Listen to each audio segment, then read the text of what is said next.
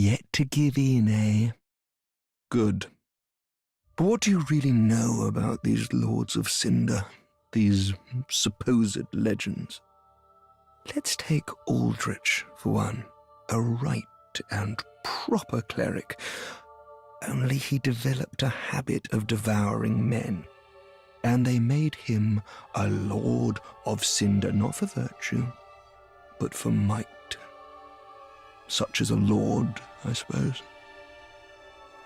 Hi, I'm Bob the Hollow, here to talk about Irithyll. Irithyll of the Boreal Valley is home to a grand roster of characters, and being the base to an Orlando, it is a somewhat familiar place to old-time fans of the series.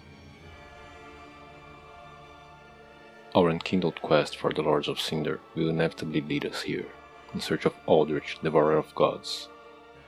Aldrich didn't start as the monstrous creature that we have to fight. He used a golden ritual spear that used to be presented to Dark Moon Knights, so he was once part of the Blades of the Dark Moon Covenant, and given its history, we can infer that he was led by Gwendolyn into linking the First Flame. Now, Aldrich may be the most powerful creature in Irithyll, but Pontiff Sulyvhan is arguably the most influential. I believe that he is somehow connected to the Pilgrims of the Dark from Dark Souls 2. At first, what gave me this impression were the similarities between him and the Dark Lurker, the boss for the Dark Chasm area. They both create copies of themselves, both use fire and dark-based powers. They are both winged, after a fashion. And this attack from the Dark Lurker reminds me of the Soulstream spell, which is believed to have been given to the Grand Archives by Sulyvhan. I will discuss the matter of Sulyvhan being the first scholar in a future Lothric episode, but whether you believe that or not, the other similarities still stand.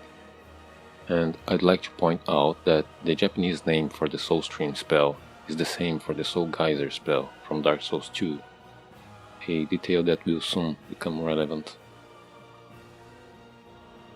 Both of Sulyvhan's swords state that he is a sorcerer. The Great Sword of Judgment shows that he wields dark magic, and the Profane Greatsword says that he found the Profane Capital in the Profane Flame. To access the Profane Capital, one must go through Irithyll Dungeon, and here we find another link between Sulyvhan and the Pilgrims of the Dark. In one of its cells, we find the Zenta's Ashes and the Dusk Crown Ring. Their location in Irithyll Dungeon seems a bit random, but this is Dark Souls, nothing is random.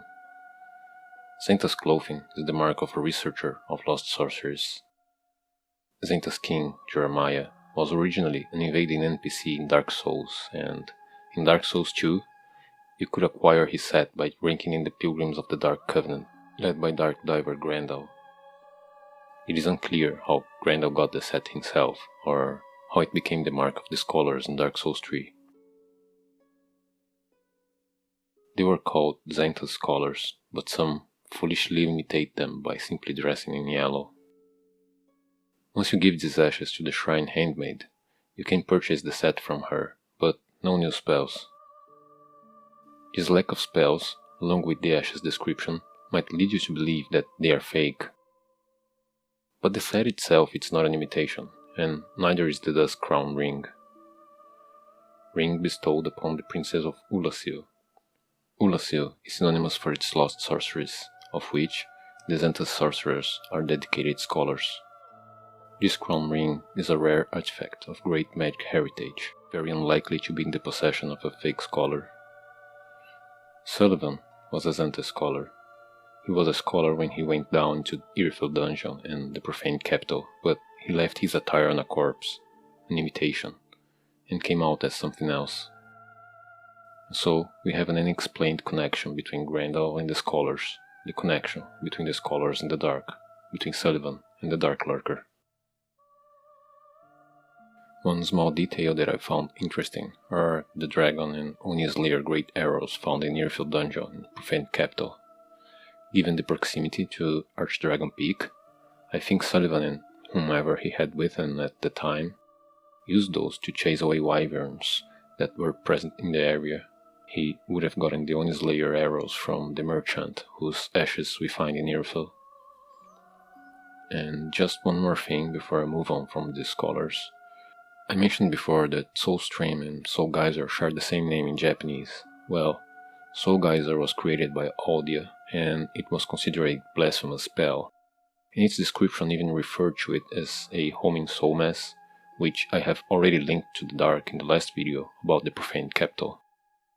If Soulstream, created by Sulyvhan, derived from this spell, not only it would be dark in its nature, its origin would also be something only a scholar would possess. So, Sulyvhan eventually found the profaned flame, and it gave him a new ambition.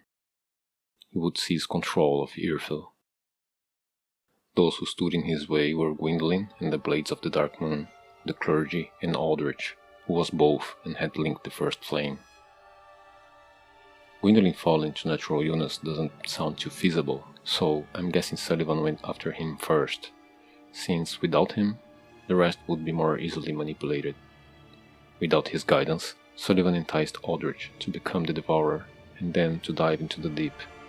He imprisoned Gwyndolin in the abandoned cathedral that would become the Cathedral of the Deep, and Aldrich, followed by the 3 archdeacons, Royce, MacDonald and Clint, took the head of the clergy with him. In a leaderless Irithyll, Sulyvhan locked away Yorshka, now captain of the Dark Moon Knights, and proclaimed himself Pontiff. He created his own private army, who eventually fell into darkness themselves. There is a roster of knights on a corpse in the church of Yorshka, showing that these knights were killed inside Irithyll. Sulyvhan could have used Aldrich's roster and his army to hunt down the Blades of the Dark Moon, thus cementing his power. And he even killed the giant blacksmith. That's probably his worst crime, in my opinion. Just a parenthesis about Yorshka. I've seen some debate about her being Priscilla or not, and to be honest, I don't think there's anything to be debated. She's called Yorshka now, but she had another name before. She says she doesn't know much of the word, and if you tell her that you've flown to the tower, she asks if we're a dragon or a crow, both present in the painted word, both things she would have known, and you can find a painting guardian set inside her tower. Not to mention that she looks a lot like Priscilla. The upcoming Ashes of Ariandel DLC might prove otherwise, but I'd be really surprised. Also, have you noticed that, besides the Silver Knights, the Deacons, and Sulyvhan's army, the only ones left in Irithyll are the slaves? It seems that Aldrich has devoured everyone else, but not these slaves. Well, I think Yorshka helped them escape persecution, just like Priscilla would. A few of them help Sulyvhan's knights and fire witches, but most of them stick to the shadows and hide. They worship Yorshka's spear, which has the pacify skill, and they can become invisible like Priscilla did, a technique that she could have taught them. Another link to the painted word could be the force field that surrounds Irithyll, which, just as the painted word, can only be reached with the use of a small doll. In the cathedral, Aldrich would devour Gwyndolin, and sacrifices were brought to him from the undead settlement, sent by the cathedral evangelists. The clerics who accompanied him were proper Way of the Night clerics, sent to contain the deep, but they were corrupted. One can't help but to notice that they all shoot fireballs, but these are neither miracles nor sorceries. I couldn't find any item descriptions that would explain this, and if you have one, please let me know. But in the meantime, I'm assuming that they originated from the profane flame, given to them by Sulyvhan, meant to undermine their faith with the darkness that lies within.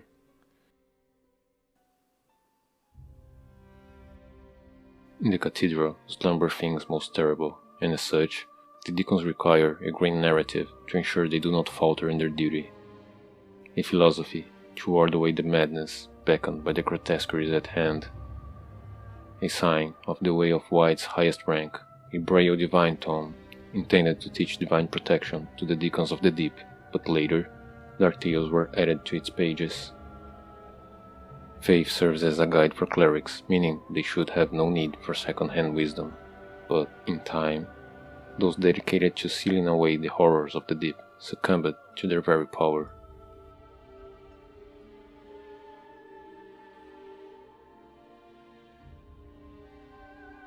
When Aldrich woke from his deep sleep, he left to an Orlando. MacDonald followed him, and Roy stayed at the Cathedral. Sulyvhan must have felt that their return was a threat to his position of power.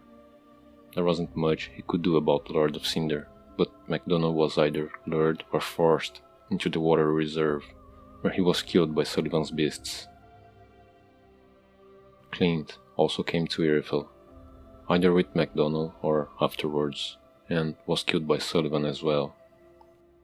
You can find his body in the water before the distant manor bonfire. The Rosaria's Fingers item says that Clint served her, which explains his main grub form, and the Great Heal miracle found on this body says that it's used by high-ranking clerics, learned only by a select few, pointing to his position as an archdeacon. Irithyll is home to gods, lords, and usurpers, a place of betrayal and deceit. Faithful to the series, it asks the player to dive deep into it, before revealing its mysteries.